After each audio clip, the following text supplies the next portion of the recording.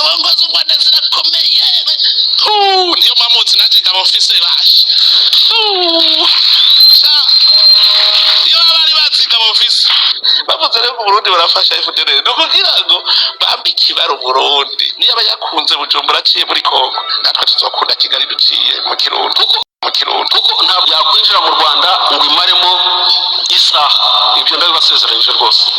Bamwita Perezida Evariste Ndayishimiye mu magambo ye agira atyo, niwe wivugiye ibyo bintu ubwo yarimo aganira n'ikinyamakuru gikorera ku isi hose BBC gahuza miryango, nibwo yatangaje ayo magambo akomeye gutyo. Noneho bihita binahurana nuko uwitwa General James Kabarebe nawe ayo yari yatangaje bimera nkaho barimo basubirikanya. Ni ukuvuga ngo ni intambara y'amagambo yeruye hagati ya Evariste Ndayishimiye na General James Kabarebe. Iyi ntambara imaze kugaragara ko yarenze imbibi, irenga imitwe y'abantu, yamaze gufata indi ntera ku rwego rukomeye, yamaze kuva hariya mu burasirazuba bwa Repubulika ya Demokarasi ya Kongo yerekeza noneho muri East Africa yose. Perezida Evariste Ndayishimiye amagambo akomeye akomeje gutangaza muri iki gihe, niyo mpamvu mwamubonye mwamwumvishe muri iyo mbwirwaruhame yagize ayigirana n'ikinyamakuru BBC gahuza miryango ikorera hariya mu Burundi mu ishami ry'ikinyarwanda. Yes, nibwo yatangaje ayo magambo akayavuga ko nibaramuka bakunze Bujumbura nawe azakunda Kigali. Bisobanuye iki? Bisobanuye ngo nibaramuka, we yaravuze ati nibantera bagatera Bujumbura nanjye nzatera Kigali, ati bazaba baciye muri Kongo batera Bujumbura ariko nanjye nzanyura i Bujumbura ntere Kigali.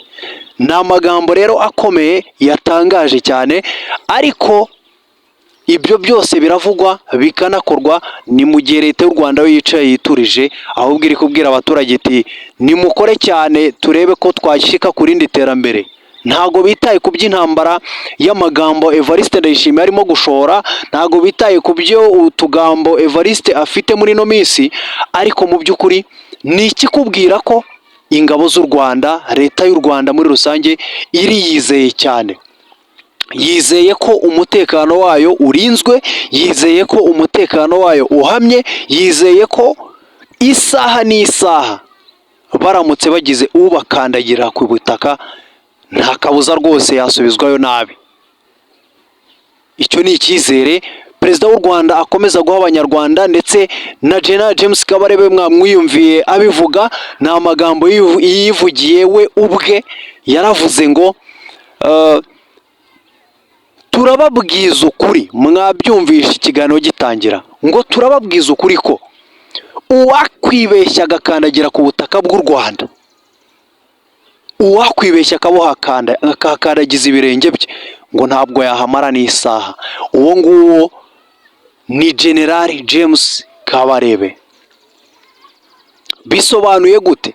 Bisobanuye ko isaha n'isaha wakandagiza ibirenge ku butaka bw'i Nyarugenge, ku butaka bw'u Rwanda, nta kabuza intambara ya. Ni mu gihe Muhoozi Kainerugaba ni umusirikare ukomeye, ni umwana wa Yoweri Kaguta Museveni hari hakurya muri Uganda,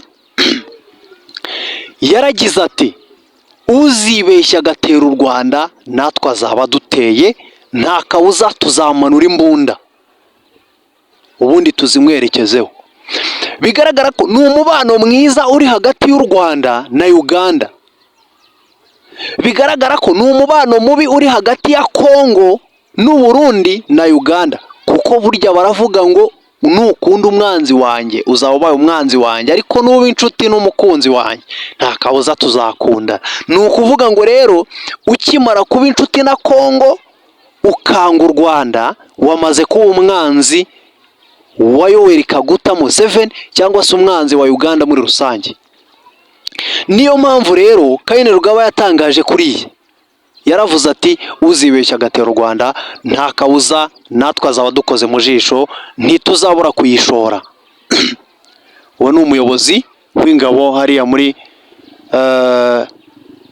Uganda atangaza ayo magambo. Twigarukire hano hafi muri iki gitondo, muri kino gitondo ingabo z'u Burundi zabyukiye ku mipaka yombi, ku mipaka iyihuza n'u Rwanda.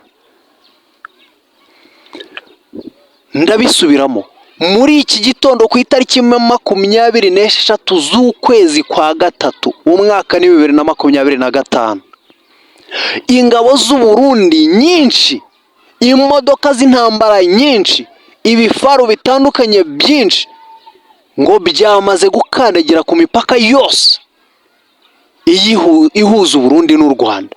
Bisobanuye iki? U Burundi bwamaze kwemeza ko anytime, igihe icyo ari cyo cyose bwashora intambara ku Rwanda. Tugahita twibaza ngo ese u Burundi ubu birumvikana burahita bwihuza na FDLR, nubwo bwo bukomeza kubihakana buvuga ngo ngo ntabwo bukorana na FDLR, ariko bwamaze kuzana ingabo nyinshi, intwaro nyinshi, ibifaru byinshi ku mipaka ibuhuza n'u Rwanda. Nibidukundira turaza kubasura turebe, turaza kuhasura turebe, ariko usibye ko urabyumva nyine ahantu haba hari ibintu by'ibibunda ubigendera kure. Ngo ingabo zamaze gushyika ku mipaka itandukanye ihuza u Rwanda n'u Burundi.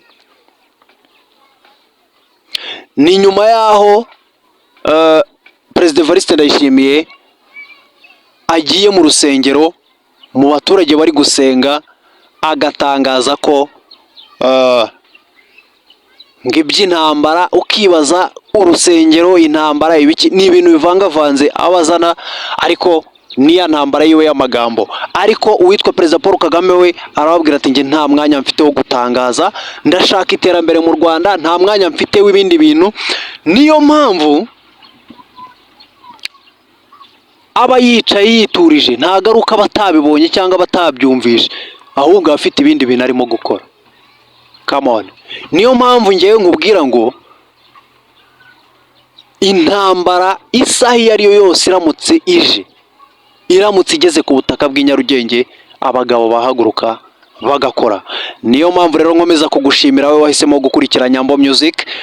Twemerere ukomeze wane natwe, ukore subscribe, like, share and comment, tujye dukomeza tubane mu biganiro byacu bya buri munsi.